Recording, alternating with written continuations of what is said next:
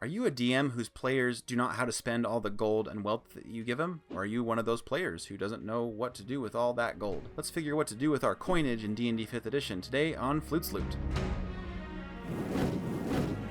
I have an article accompanying this video with a link in the description, so you can go read that article and bookmark it as you wish. Idea number 1, your characters can be allowed enough downtime and gold to gain or earn land and then build strongholds on it. It could be a traditional castle, but it could also be a mage tower, a cleric's temple, a monk's monastery, a fighter's barracks, an artificer's workshop, a druid's grove, or a rogue's casino that is a front for a fence operation, selling and buying stolen goods. There's a supplement from third-party MCDM that made the book Strongholds and Followers, which I own. That book has some fun ideas about how a wizard could use its followers to research new spells, for example, at the mage tower, while the wizard itself, the player character, goes on adventures. Just keep in mind that if you acquire land and start building a fortress, other political and warfaring powers in the community might take notice and see you as a threat. They might try to court you and make you an ally against some of their enemies, and you can have a lot of intrigue. So the DM can give you a lot of side quests, make enemies and allies that way.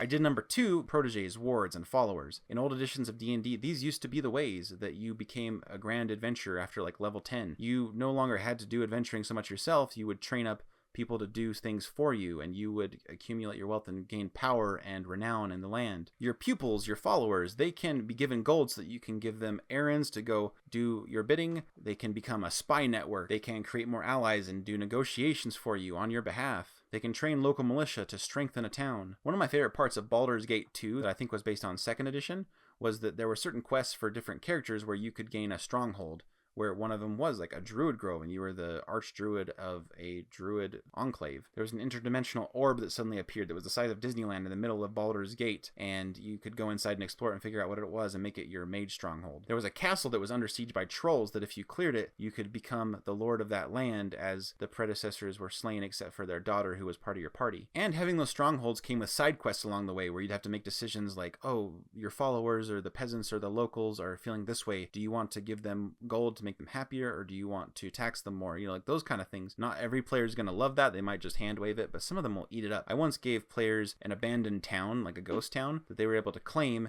and build up as their own, and some of them ate it up and they were doing city planning, all this stuff, and others were just like, let's move on. And so it really depends on your group and what they're interested in. With followers and everything, you could develop them into your next player character even. So you're insulated and ready. If you ever die, you've got a new character ready to go. You could also use the Tasha's Cauldron of Everything rules for sidekicks, where followers can become more substantial and more contributive to your party if they want to travel with you, or if you want to send them off on errands without thinking they're just going to die because they've got like 5 hit points. Maybe they now have 50 hit points and they've got cool new abilities that make them player character-ish. Idea number 3 is lifestyle expenses from the player's handbook. To reward their lifestyle depending on whether they pick one that's affluent or squalor on that scale, and see what the perks or cons of those are. Do you have a hard time negotiating with nobles because you're always scratching at fleas you got from sleeping in a hay bed? Are you trying to talk to people of the underworld, the poor of the city, and you've been hanging out with a bunch of aristocrats and they just think you're one of them? And there can be pros and cons depending on what sort of quests you need to complete. That also brings in characters' backstories to make them more worthwhile, because a lot of them involve how they interact with different NPCs and factions. Idea number 4 is mounts and vehicles. After a while, you notice you're getting a lot of stuff. Where are you going to put it all? Not everyone has bag of holding each to just carry 500 pounds of stuff. You're probably going to need some beasts of burden or a wagon and other things to carry your stuff, or even seafaring ships. Maybe your DM allows flying machines, and your flying machine could be like your fortress up in the sky, so your safe haven travels with you. You could have exotic mounts like elephants and camels, so don't think you're stuck with just horses. Your DM can get creative and give you different things, maybe even not real world animals, to be your mounts and beasts of burden. There's also the concept of like a thoroughbred horse versus another kind of horse that isn't trained, it isn't bred for being the best at what it does. Your characters might latch on to the one that's not bred for it because people like an underdog, or they might go for the one that's already trained and is thoroughbred because it's already got a lot of advantages to it. You'll also want to do barding for your animals so that they can have armor and proper saddles and reins, and you can take care of them with feed. You got to feed them as well. If you get some sled dogs for the upper north, make sure you don't forget to feed them, and yourself too, because I know a lot of players don't think about rations. You got to feed you got to feed your dogs, you got to feed your elephant, everybody. Get a ship and become a pirate, or you could get a merchant ship at sea and become a mercantile vessel, and you go to all the big trade cities. Plenty of quests around the world as you travel. And by the way, if your barbarian's feeling a little left out, like the strength part of D&D isn't as important and everyone wants dexterity more for initiative and armor class with light and medium armor and stuff, make your barbarian feel more worthwhile by making strength matter using encumbrance. I guarantee if you enforce encumbrance even a little bit, the barbarian's going to start feeling really great about how much they can carry. Especially if they're a race that uses the powerful build to actually increase what they can carry. They're going to love that they actually can laugh at everyone who can't carry a boulder in their backpack. Idea number 5 is training.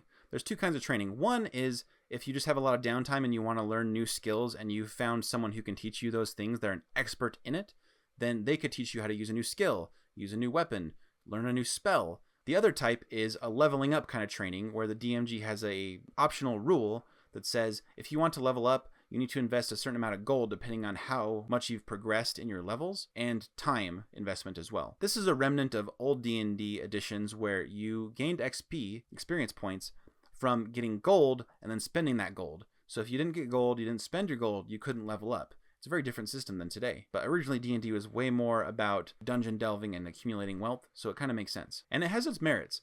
If you want to do a leveling system where the characters level at different paces, which I just made a video about with a DM roundtable, I discussed it with other YouTubers, you could also even things out if you find that your party and in the game in general you think spellcasters are overpowered. You could make it cost more time and gold for them to train and level up. This would be another remnant of old editions where classes actually had different XP thresholds where they leveled up. Fighters would level up faster, wizards would level up much slower. It's not for everyone, and you definitely want to make sure that people are all on the same page and that they'd be willing to be different levels. And I know this is like kind of a whole different topic, but it's the training kind of leveling up system.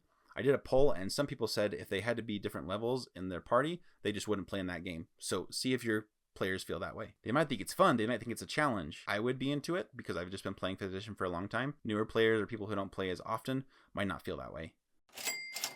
Idea number 6 is practical shopping. You can make mundane items more interesting or even invent new ones that are interesting for your players to use.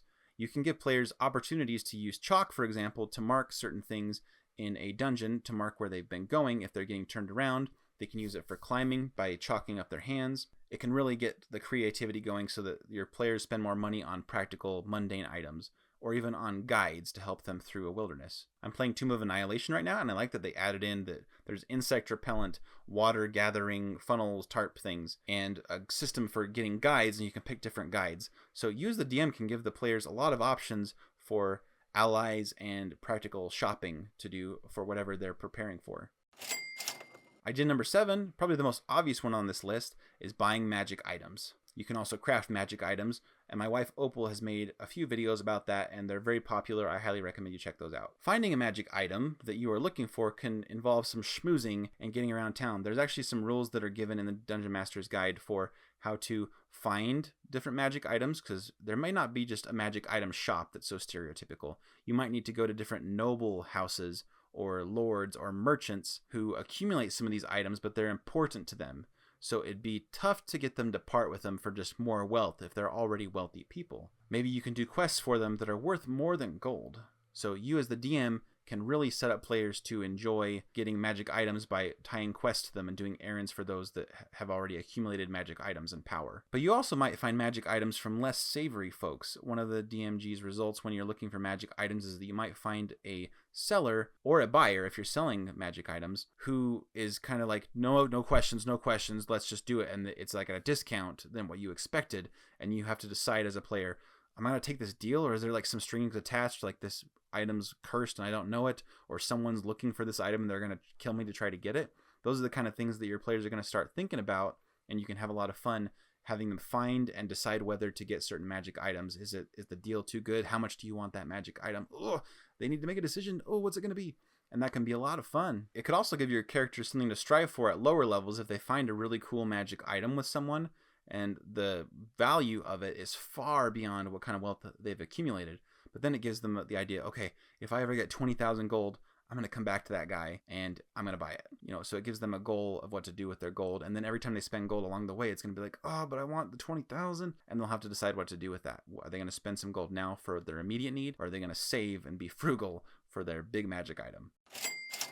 Crafting magic items. Seriously, go check out my wife Opal's videos and articles on those. It's great. Some DMs do not do this at all. They just award players with magic items. But some players like to say, oh, what would it take to get some components from these different monsters? Could we use these to craft some special armor or a special shield or weapon? And the game has rules for item crafting, and it's given us more rules with Xanathar's Guide to Everything. There's a table of it that I will put up on the screen here for general magic items versus whether they are consumable or not. There's also different rules for spell scrolls, which can be crafted even faster according to Xanathar's, and I can put up another table for that. But I do have a video and article specifically about spell scrolls that would be very helpful for you. One thing you'll notice about these tables is some of these magic items can take a lot of time and a lot of money, but emphasis on the time, actually. You need to give players enough downtime to actually do crafting, or you need to speed it up immensely. Similar to Strongholds that could take years to complete, are you giving your players that much downtime where they're actually going to see their fortresses or their magic items built? Or do you need to speed it up because of the urgency you're going for in your game? Crafting magic items can also be fun for you as the DM because you can give your players formulas, like you need the blood of a salamander and the fork of a mermaid or something like that. You can do weird things that are lore interesting, which is one thing Opal really excels at, is researching different components that can become a formula based on what level or rarity a magic item is, and turning that into a magic item.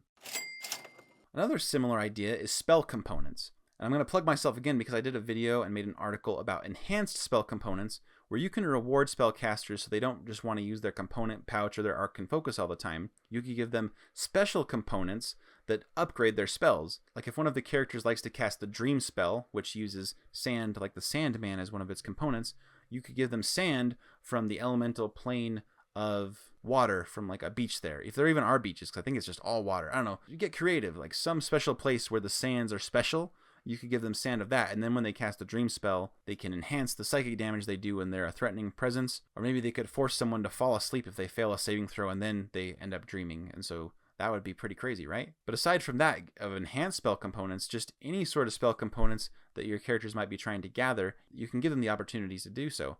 Diamonds are a notorious one where characters might know the Revivify spell in an official adventure module, but the module never gives them opportunities to actually get diamonds, and so they can't cast Revivify, for example. Additionally, I once wrote an article about swapping out boring things like diamonds and gemstones as the components that have a cost to them. I thought of different things that could replace those that would be more interesting, like parts of different creatures.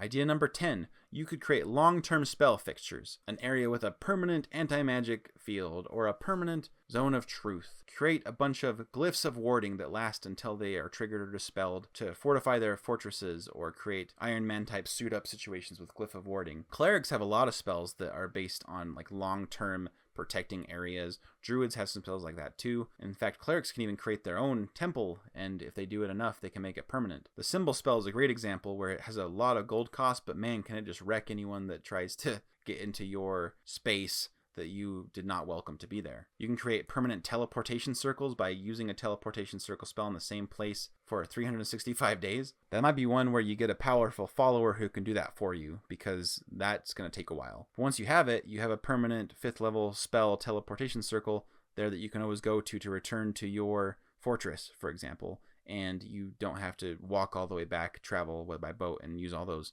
horses and wagons that you bought yet again to travel across the world back to where you were. Going back to the training concept earlier, you could, instead of giving players new features, you could allow them to enhance whatever features they already have on their character. Like Action Surge, you could make it give you 2 extra actions. Whoa! Or you could just get an extra use of it. Second Wind could heal you by, sorcerers could get more meta magics or enhance them. Monks could get more key points. Rogues get more sneak attack. If there's a wizard in the party, you can just give them more spell scrolls or opportunities to learn more spells from other spell books. Give them more of what they have and make it better, especially if they've chosen a build or some concept that isn't as effective in combat. Help them out with some rewards along the way. Think about how people love getting gifts. If you give gifts to your allies or those that you are trying to schmooze, then they might become greater allies for you and more useful to you in the future. You might be able to grease some palms, catch more flies with honey than vinegar, as they say. If one of the NPC's daughters is getting married, give them a wedding gift. or sponsor a gifted young lad who can't afford to go to a wizardry school, a scholarship essentially, where you sponsor the kid to go to wizarding school. Go to the local militia of the town where you reside and pay for them to get all new equipment and marketing materials to recruit and all those sorts of things. Money makes friends. You're typically filthy rich as an adventurer, and you could have a really positive effect on the NPCs' lives if you just take the time to look for those opportunities. You could even go for small gestures and just send a greeting card if you want. Send a holiday card with the picture of your adventuring party on it. I've heard that if you're playing the Wild Beyond the Witchlight module, that it's a really good tip to learn to give good gifts to the NPCs, especially if you're trying to avoid combat throughout that module. But you could use bribes as well. You don't have to always do like nice, thoughtful gifts. It could be just a straight up bribe. Players will often tip a tavern keep in order to get the best secrets around, the real gossip. They might pay off guards to just pretend they never saw them. Bribes can go a long way. And then my last idea is that your players could develop collections or really enjoy the customization of their outfits. Often we look at our D&D characters just having the same clothes all the time, like there's some kind of Scooby-Doo gang. But maybe you could give them opportunities to get new clothes. I've seen players' faces light up when they actually can start picturing themselves in new clothes. My wife, Opal, when she plays some of the Pokemon games, she likes to go to the boutiques and try to get new outfits to make her character look really cool. You might as well do that in D&D too, especially if you're rolling in gold. And when I say collections, I mean maybe they start to collect certain things that don't have combat value, but it has personal value. Maybe they're obsessed with cheese, so they go to all the best cheese places in every town they go to. Maybe they collect the weapons of ancient battlefields that might normally be for museums, but they'd like to keep it for themselves to put in their own fortress up on the wall for a special collection. Maybe they seek art pieces, and then when they find them, they want to purchase them at art shows or from different merchants who have found them or archaeologists who have discovered special pieces of art. This could also work if they serve a deity where maybe an ancient relic or altar or temple is discovered and other people are going to claim it, but you are willing to pay an exorbitant sum to reclaim that temple site or those relics in order to make sure that they are in the right hands of someone who appreciates that deity. Or maybe they just collect coins that are from 1925